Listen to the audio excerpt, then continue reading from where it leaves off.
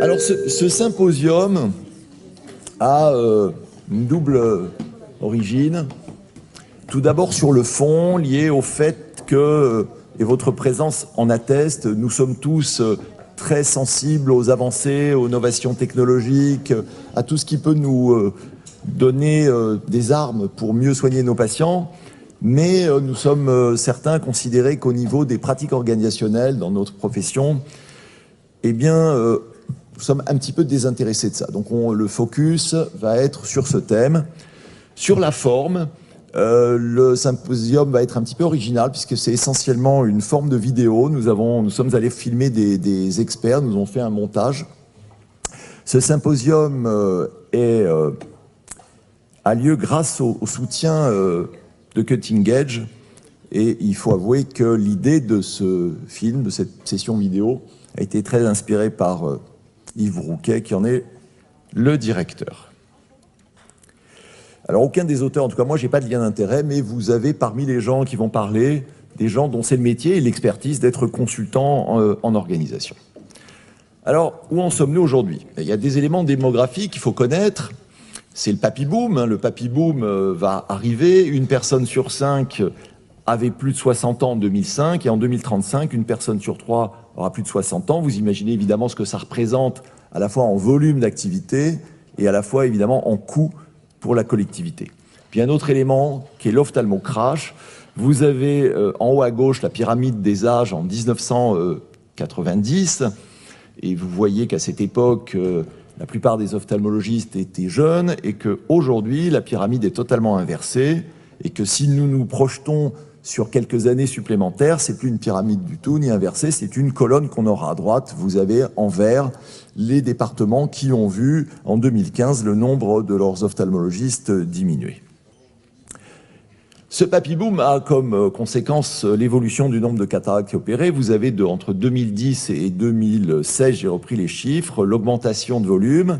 Nous sommes à 828 272 cataractes opérés en 2016 sur les derniers recensements, soit cette année une progression de 4,5% et sur l'ensemble des 6 années, une progression de quasiment 25%.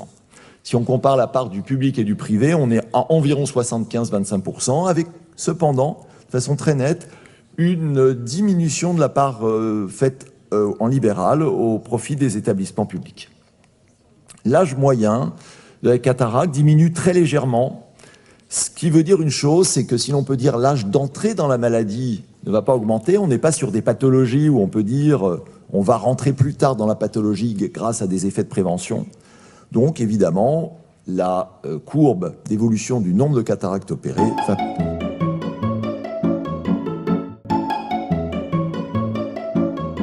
Le papy boom se traduit par un vieillissement démographique d'une grande intensité dans les 15 ans qui viennent, puisqu'on a la part de la population de plus de 60 ans qui va passer de 24% à 32% en 2035 et à 34% en 2050. Pour les ophtalmos, c'est assez facile comme réponse. On sait que plus la population va à la fois augmenter et vieillir, et plus il va y avoir de besoins d'intervention chirurgicale probablement, sauf à ce qu'il y a des transformations médicales majeures dans les années qui viennent. Les personnes âgées vivent de plus en plus seules de plus en plus longtemps et en dehors de très grandes agglomérations comme Paris, beaucoup des services, les hypermarchés, parfois les hôpitaux, d'autres services sont en dehors du cœur des agglomérations. Donc l'autonomie dans ces zones-là, c'est pouvoir le plus souvent conduire un véhicule individuel. Et donc il faut pouvoir avoir une aptitude visuelle qui le permette. Donc on a à la fois une population qui vieillit, qui a des exigences d'autonomie, notamment pour la conduite automobile qui augmentent, et puis un troisième axe qui est celui de l'amélioration considérable de la sécurité des techniques et des performances de la chirurgie des cataractes. Et on conjugue l'amélioration des techniques, les exigences et puis la démographie, on aboutit à une augmentation inéluctable du nombre de cataractes qui sont pratiquées chaque année. On voit bien que la chirurgie de la cataracte est une chirurgie en pleine évolution, puisque la demande de soins est croissante dans tous les territoires de santé auxquels nous avons à nous adresser. Donc cette demande croissante doit faire l'objet d'une analyse de performance, en particulier de la part des ophtalmologistes, pour qu'ils puissent accompagner ce marché qui continue à se développer sur la chirurgie de la cataracte. Alors vous avez compris donc, il va falloir faire face à tout ça. Et il y a des méthodes. Alors il y a des mots nouveaux, certains vous les connaissez quasiment tous, enfin le fast tracking, terme anglais, qui est très utilisé dans les pays anglo-saxons, qui signifie donc raccourci ou shunt dans un circuit préétabli, et sans déflorer le sujet. J'ai repris des phrases d'un fascicule de la MACSF, notre assureur, signé d'un expert en prévention des risques et d'un médecin anesthésiste. Les sociétés savantes et les praticiens de terrain semblent souhaiter que le cadre réglementaire évolue, car un passage obligatoire en SSPI pour les patients opérés, et il donne l'exemple, par exemple, d'une cataracte sous-topique, ne présente à l'évidence aucune valeur ajoutée en termes de sécurité. Il y a un autre terme qui est le Lean. Alors le Lean Management, c'est un terme qui sert à qualifier une théorie de gestion de la production qui se concentre sur la gestion sans gaspillage ou gestion au plus juste ou en juste à temps, et qui est en fait hérité de Toyota. C'est Toyota dans les années, 60, qui a mis au point cette technique. Alors d'abord, peut-être il faudrait préciser qu'est-ce que c'est que le fast tracking, parce que tout le monde ne sait pas toujours ce que recouvre ce terme. Ça veut dire que le patient, une fois qu'il a été opéré en salle d'intervention, il sort directement vers l'unité ambulatoire sans passer par la salle de réveil ou, si vous préférez, la SSPI.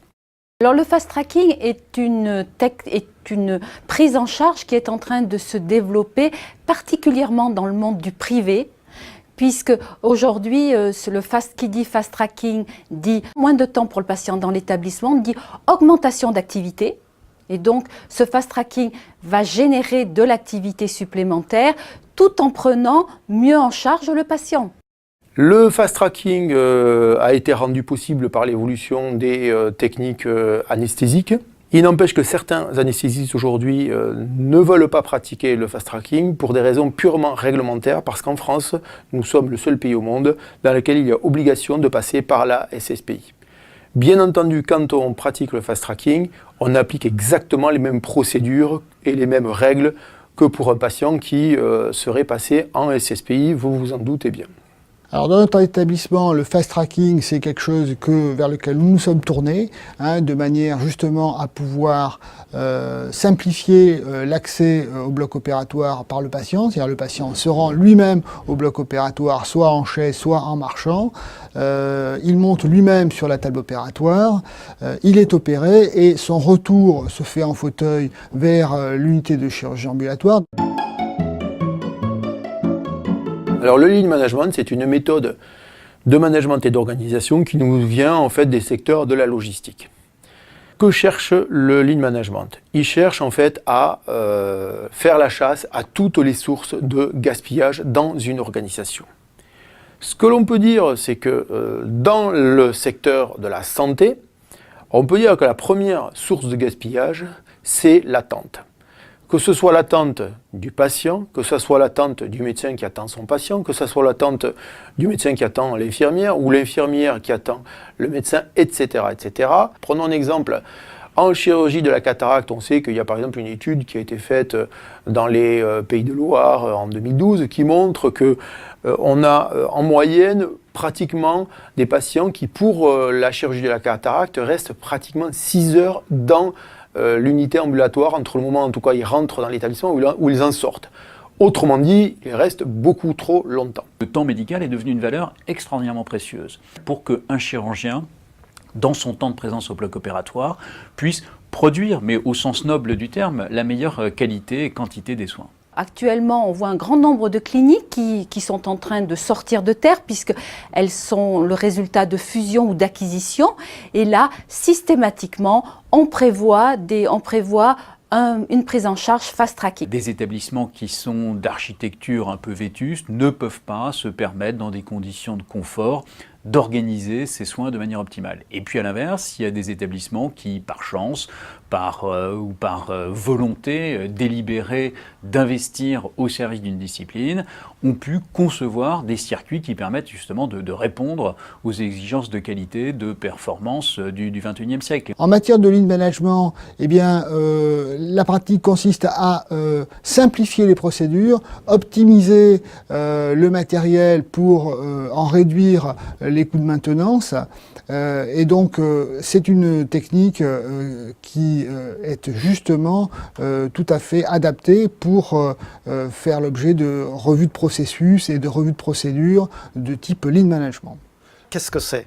C'est pas travailler plus vite, contrairement à ce qu'on croit, c'est pas être plus pressé dans son travail individuel, c'est être mieux coordonné les uns aux autres. Alors, je vais vous prendre un exemple.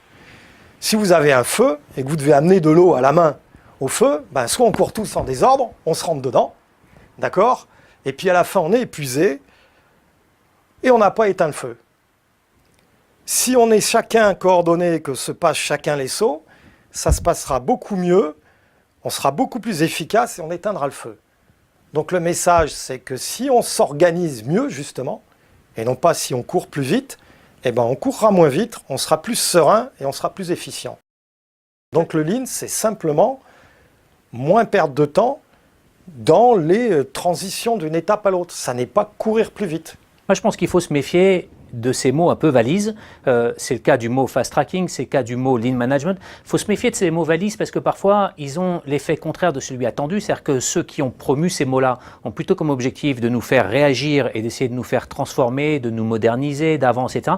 Et parfois, l'effet est l'effet inverse. On construit au contraire de la résistance parce que l'interprétation de ces mots qui sont un peu généraux n'est pas forcément toujours la même entre les médecins ou les directeurs d'hôpitaux qui apportent ces mots nouveaux. Ensuite, derrière les mots valises, il y a des réalités. Effectivement, certaines disciplines, certains actes se prêtent extrêmement bien aujourd'hui au fait d'aller plus vite et de faire en sorte que le patient rentre tôt le matin et ressorte rapidement dans l'après-midi. Alors, si on a pris en charge, en considération ces éléments, comment on va s'organiser? Quel est l'état des lieux actuel de l'organisation en chirurgie de la cataracte et comment peut-on inscrire ces organisations dans nos objectifs de qualité-sécurité pour le patient et de qualité au travail pour les personnels? Je reprends des éléments que j'avais déjà donnés l'année dernière. C'est l'hétérogénéité des pratiques dans un groupe qui est le groupe Medipôle Partenaire, où il y a 25 établissements qui pratiquent de la chirurgie de cataracte. Et vous voyez que les délais habituels entre l'admission et le bloc varient de 30 minutes à 2 heures, que les délais extrêmes peuvent aller jusqu'à 4 heures, que les délais de sortie du bloc, après bloc, ça va de 30 minutes jusqu'à 3 heures, et que les durées séjour dans l'établissement, ça va de 1h30 jusqu'à 4 ou 5 heures. C'est très hétérogène. De la même façon, si on regarde les taux d'ambulatoire, on s'aperçoit qu'il y a une grande hétérogénéité des taux d'ambulatoire dans des cliniques qui appartiennent toutes à un même groupe. La chirurgie de la cataracte est aujourd'hui, mais a été un peu le driver principal du développement de la chirurgie ambulatoire. On fait plus de 90% de cataracte en ambulatoire. On sait qu'aujourd'hui, on est à un niveau moyen proche de 50% si on prend l'ensemble des actes chirurgicaux en ambulatoire. Et les freins au développement de l'ambulatoire sont notamment de nature organisationnelle. Donc il est clair que la cataracte est un très bon exemple, voire un modèle pour essayer de généraliser le développement de l'ambulatoire. Donc on a réalisé un audit portant sur 25 établissements et il en est ressorti qu'il y a une dispersion importante des pratiques, des volumes, de la composition des équipes, de l'organisation et aujourd'hui, par exemple sur 25 établissements, pas plus d'une poignée avaient industrialisé leur démarche. Rendre compatible cette exigence de production quasi-industrielle dans sa réflexion, ça reste de l'artisanat, mais il y a un petit côté d'organisation qui s'inspire de l'industrie, tout en gardant la dimension émotionnelle, la dimension du contact et d'accompagnement du patient dans une chirurgie qui est terriblement stressante. La qualité doit être le socle de réflexion qui doit conduire à optimiser la production. On parle de production, on ne parle pas nécessairement de productivité, mais en rationalisant la chirurgie, en la pratiquant de manière extrêmement bien organisée, eh bien, on va augmenter cette productivité incontestablement. Et ceci est au bénéfice du service rendu au patient, puisque un patient qui reste moins longtemps au bloc opératoire eh bien, s'en trouvera beaucoup plus satisfait, sans compter que sa récupération fonctionnelle s'en trouvera également améliorée. Dans tout ce parcours, il faut éliminer ce que j'appelle les stimuli nociceptifs, accompagner le patient pour le rassurer, et ensuite avoir un patient pour qui ça va être une expérience plutôt agréable, ça peut l'être, plutôt qu'un véritable parcours du combattant. Donc ça, c'est tout un art, et ça demande une implication de toute l'équipe. Il faut que du point de vue des soignants, ça soit un lieu qui soit agréable.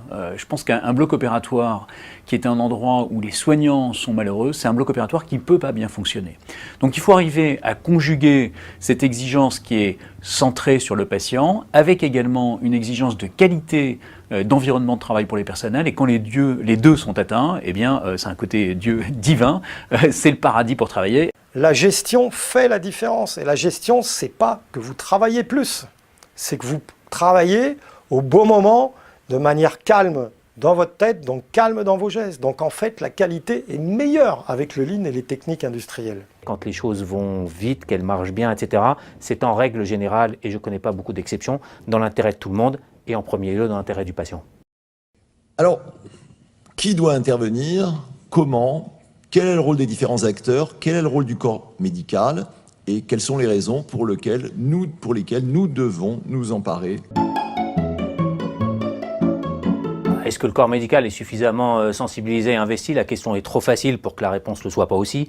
La réponse est non. On peut toujours sensibiliser un peu plus et on peut toujours améliorer la sensibilité, la sensibilisation, la connaissance, l'information. Mais ce qu'on dit là du corps médical est vrai de l'ensemble des métiers à l'hôpital. C'est vrai du corps médical, c'est évidemment vrai des directeurs d'hôpitaux, et j'en suis un, mais c'est également vrai de l'ensemble des autres métiers. Et je pense que l'un des clous de l'avenir, l'un des enjeux majeurs, c'est de faire en sorte qu'on monte tous en compétences à peu près au même rythme. Le corps médical n'est certainement pas suffisamment formé pour investiguer les pratiques organisationnelles dans un hôpital ou dans une clinique. Cette formation n'est pas donnée lors des études médicales. Évidemment que le corps médical n'est pas véritablement investi. C'est généralement le domaine réservé du personnel soignant qui s'investit sur ces sujets-là, et ça leur permet d'asseoir leur leadership et leur légitimité. Les médecins, il suffit d'aller dans une CME pour s'apercevoir que les médecins ne sont pas très intéressés par les problématiques d'amélioration de la qualité en général. Et c'est certainement ça qui pénalise aujourd'hui le corps médical vis-à-vis des gestionnaires d'établissements de santé qui, eux, sont extrêmement tournés vers les pratiques organisationnelles dans le sens de l'optimisation des recettes et de la limitation des coûts. Mais l'apport du médecin est certainement de pouvoir recentrer les pratiques sur la qualité de la prise en charge, la qualité de l'acte opératoire, en remettant bien le patient au centre de nos préoccupations. Donc il y a 20 ans, dans l'industrie, on était mauvais en logistique, c'est pas qu'on était mauvais, on savait même pas que ça existait. Bon bah maintenant, j'ai rien contre le public, le privé et la santé, c'est une évidence. Il faut qu'on apprenne doucement ensemble. Donc il n'y a pas de médecin qui résiste, il y a simplement que c'est nouveau, donc il faut... Bon, par contre, ce que je vous ai dit, c'est de l'organisationnel. Ça met du temps à changer, non pas les mentalités, mais à voir que ça peut être différent. Donc il faut démarrer le plus vite possible, parce que d'ici 3 à 5 ans, on espère que ça ait changé les choses. Donc il n'y a pas de mauvaise volonté, il n'y a pas de résistance. Je pense qu'on a, à mon avis en tout cas, fait beaucoup trop de théorie et pas assez de pratique dans la définition des nouveaux schémas. Laissons le personnel soignant s'organiser en fonction d'objectifs que l'on définit, et je suis convaincu qu'ils arriveront très bien à le faire et à développer cette prise en charge ambulatoire. Eh bien écoutez, on voit bien qu'il y a le parcours de soins qui doit être organisé, et ça c'est les soignants qui savent la logique, et puis il y a les les fonctions support, donc les produits, qui doivent arriver en juste à temps et coordonnés. Donc ça, tout ce qui est les fonctions support, eh bien, il faut que ça soit une fonction déléguée à ce qu'on peut appeler un référent logistique, à un médecin coordinateur, à une IDE-co, pour que justement les soignants puissent s'occuper sur les soins et donc être plus productifs sur les soins, chacun son métier. On ne peut pas espérer que je sois à la fois bon soignant et bon logisticien. La logistique, c'est un métier comme les soins. Les ophtalmologues ont parfaitement réussi ce virage ambulatoire qu'on essaye de développer de plus en plus aujourd'hui, avec un certain succès, mais très étonnamment, sans qu'il y ait un enthousiasme partagé de la part des soignants et des soignés. C'est une caractéristique assez française, c'est qu'alors que le développement de l'ambulatoire devrait être un bénéfice pour l'ensemble des acteurs, y compris la collectivité, puisque ça coûte moins cher, le personnel soignant a souvent peur de perdre son poste alors que c'est simplement une nouvelle forme de travail qu'il y aurait. Mais bon, on n'a pas réussi, en tout cas auprès des hôpitaux publics en particulier, à véritablement promouvoir le développement de l'ambulatoire. Bien, quels sont les enjeux médico-économiques ? Je vous ai fait un petit graphe avec en bleu l'augmentation que vous retrouvez de volume de l'activité de chirurgie de la cataracte. Vous retrouvez vos plus 25% entre 2010 et 2016, et vous avez en rouge la courbe de diminution sur la même période du GHS, moins 32%, et si vous le calculez en euros constants, moins 38%. Ce qui veut dire quoi ? Ce qui veut dire que nos établissements de santé, eh bien, ils ont une productivité accrue, mais ils ont des recettes qui sont diminuées pour cette productivité accrue. Ceci est bien entendu fondamental. Si vous rajoutez des éléments comme la dégressivité tarifaire, vous savez ou vous ne savez pas, qu'une minoration de 20% du tarif est appliquée au-delà d'un certain seuil d'activité, que pour la chirurgie de la cataracte, il est à 11%. Ça veut dire quoi ? Ça veut dire que si votre établissement faisait 1000 cataractes l'année dernière, s'il augmente de plus de 11%, eh bien, tout ce qui dépassera 1110 cataractes verra une décote de 20% du GHS. Je vous rappelle que le coût de fonctionnement d'un bloc opératoire, qui a été calculé à Nancy par une équipe française, est de 650 € environ pour une heure, qui comprend donc la chirurgie personnelle et la SSPI, et que ce coût monte à 900 € si on compte l'environnement, c'est-à-dire la secrétaire d'accueil, la maintenance biomédicale, la stérilisation derrière, etc. C'est-à-dire que c'est entre 10 et 15 € la minute, coût de fonctionnement d'un bloc opératoire. Donc, si on va dans le sens de gains de productivité, à qui vont profiter ces gains de productivité ? Est-ce que ça va profiter à la collectivité nationale ? Est-ce que ça va profiter aux intérêts financiers des groupes d'établissements de santé privés ? Est-ce que ça va servir à compenser les charges de fonctionnement de l'hôpital public ? Ou est-ce que ça va réellement être au bénéfice de nos patients par le biais de l'innovation ? Chaque spécialité a son importance.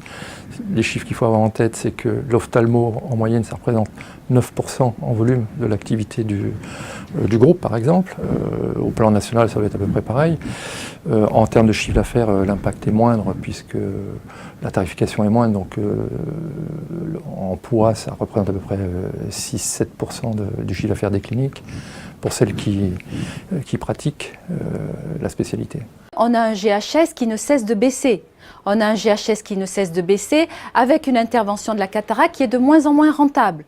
Donc, si on veut aujourd'hui pallier à cette diminution du GHS, il faut aller vers une augmentation de l'activité et donc vers la productivité. Il faut avouer que notre tarification n'est pas véritablement, ne pousse pas, n'incite pas les professionnels à prendre en considération la qualité. Il y a des pays comme la Grande-Bretagne qui incitent les professionnels à utiliser les protocoles les plus efficaces au regard de la science.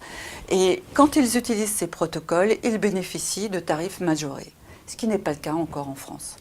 Le directeur d'établissement, naturellement, ne demande pas mieux que de voir une augmentation de la production de soins dans son établissement, puisqu'aujourd'hui, la tarification à l'activité pousse justement les établissements de santé à augmenter leur production de soins. On constate actuellement, que ce soit pour les hôpitaux publics ou les établissements privés, une fuite en avant vers cette augmentation de l'activité.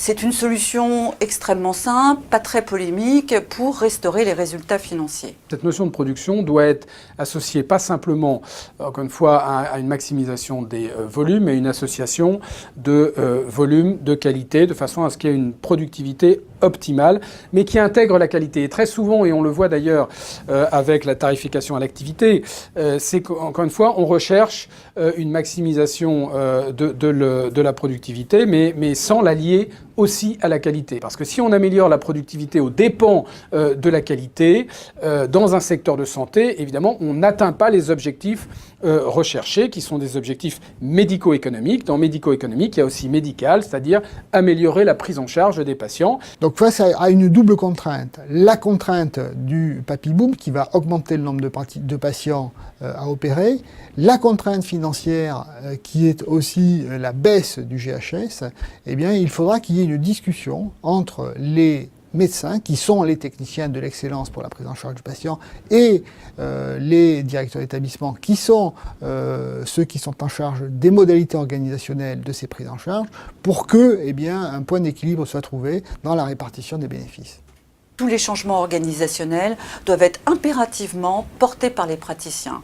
Leur positionnement dans l'organisation et leur pouvoir d'influence leur permet d'avoir une plus grande écoute de la part des chefs d'établissement et puis également d'obtenir des moyens que le personnel soignant ne peut pas obtenir.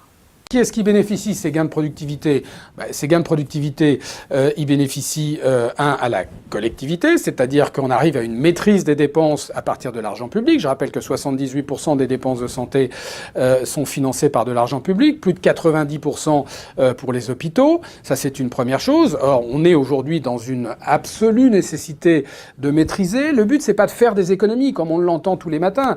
Le but, c'est d'avoir une maîtrise de la dépense de santé, de façon à avoir une allocation optimale de la dépense de santé. Mais aussi au personnel soignant, puisqu'une meilleure productivité permet en principe de mieux rémunérer le personnel soignant. Une meilleure productivité permet de davantage investir, donc est aussi important pour l'innovation et donc pour l'amélioration de la prise en charge. Si vous baissez uniquement le GHS, finalement, vous considérez que la productivité doit bénéficier uniquement à la collectivité et non pas être partagé entre la collectivité, le personnel soignant et les innovations. Ce qui est toujours sous-évalué en économie de la santé, c'est ce qu'on appelle les externalités. C'est-à-dire qu'on regarde les coûts directs en matière de soins, ça on sait l'évaluer, mais par contre on oublie qu'un patient malade, un patient qui a un problème de vue, va être considérablement gêné dans sa vie, considérablement diminué dans sa vie active et donc nettement moins productif. Et ça coûte extrêmement cher et c'est sous-évalué. Donc je crois qu'il faut avoir cette vision globale médico-économique, cette vision d'avenir, et être aussi pédagogue. Bien, on va terminer sur le problème de l'innovation, de l'industrie. Quels sont les liens entre ces pratiques organisationnelles, les contraintes économiques et les innovations et le rôle de l'industrie ? Lorsque vous avez une innovation qui vous permet de traiter les gens en ambulatoire et de ne plus avoir à les garder à l'hôpital, normalement, ça devrait entraîner une fermeture de lits. Bon, à partir du moment où vous gardez les lits, où vous gardez les structures telles quelles, en fait, vous n'intégrez pas les économies générées par ces innovations et donc vous vous retrouvez avec un coût supplémentaire lié à l'innovation alors que la priorité devrait être au financement de ces innovations. C'est vraiment l'industrie qui a développé la phacoémulsification, qui a développé les progrès des implants et tous les progrès de sécurité technique, de stabilité, de fluidique en chambre antérieure. Donc vraiment, c'est tout à fait incroyable parce que on pourrait se dire que ces progrès, c'est vrai dans d'autres disciplines. Dans d'autres disciplines, c'est vraiment venu des laboratoires de recherche. Mais là, c'est l'industrie qui a porté sur ses épaules les progrès absolument phénoménaux qu'on a vus en matière de chirurgie de la cataracte. Donc c'est un partenariat à développer avec eux qui va pas uniquement dans l'amélioration de passer de 6 à 3 minutes encore, mais qui va permettre un meilleur organisationnel plus lissé. Quelles sont les sources de productivité? La source principale, encore une fois, c'est l'innovation. L'innovation, c'est quoi? C'est une innovation de produits, c'est une innovation organisationnelle, c'est une innovation dans les facteurs de production. Donc il y a plusieurs types d'innovation, mais c'est aussi dans la tête l'innovation, c'est dans les structures, dans les cultures. Hein. Il faut essayer d'instiller une culture de l'innovation. Si vous baissez les GHS sans permettre aux gens d'innover, bah, vous aurez simplement des structures qui seront déficitaires, qui, s'ils sont dans le secteur privé, qui devront fermer, qui sont dans le secteur public, se paupériseront. Donc il est bien évident que les politiques menées ces dernières années pour contenir les dépenses de santé a eu pour conséquence de faire un abaissement général du niveau des prix auxquels les industriels ont dû faire face. Donc un groupe comme le nôtre doit aussi avoir comme interlocuteur ça s'appelle les centrales d'achat, c'est peut-être les groupes financiers, de manière à apporter une réponse soit en termes de produits ou en termes de qualité de service au niveau des groupes privés, des groupes financiers, des plateformes, de manière à effectivement être un interlocuteur recevable. Alors comme on est dans cette incertitude-là, on a deux possibilités. La première, c'est baisser les bras, se dire qu'on ne sait rien sur l'avenir, que tout ça est très incertain, et donc attendre et puis s'adapter, toujours avec un peu de retard, aux évolutions telles qu'elles vont venir. On a une deuxième solution qui est de se dire que certes, on ne sait pas ce que seront les évolutions techniques à échéance de 10 ans, mais d'une part, on sait qu'il y en aura, on sait que ces évolutions techniques, elles seront accompagnées d'évolutions probablement sur les compétences, sur les métiers, sur qui fera quoi, et elles seront accompagnées inéluctablement d'évolutions sur l'organisation des soins. Il y a une chose dont on est certain, c'est qu'on a une obligation morale, éthique, peut-être même politique, de faire en sorte que les Français bénéficient des meilleurs soins avec un coût qui soit le plus raisonnable possible. Soyons tous en alerte et en veille sur les évolutions à venir. Lisons de la littérature, voyageons pour voir comment ça se passe ailleurs, regardons ce qui se passe dans d'autres disciplines, il y a peut-être d'excellentes idées qui sont en train d'émerger ailleurs.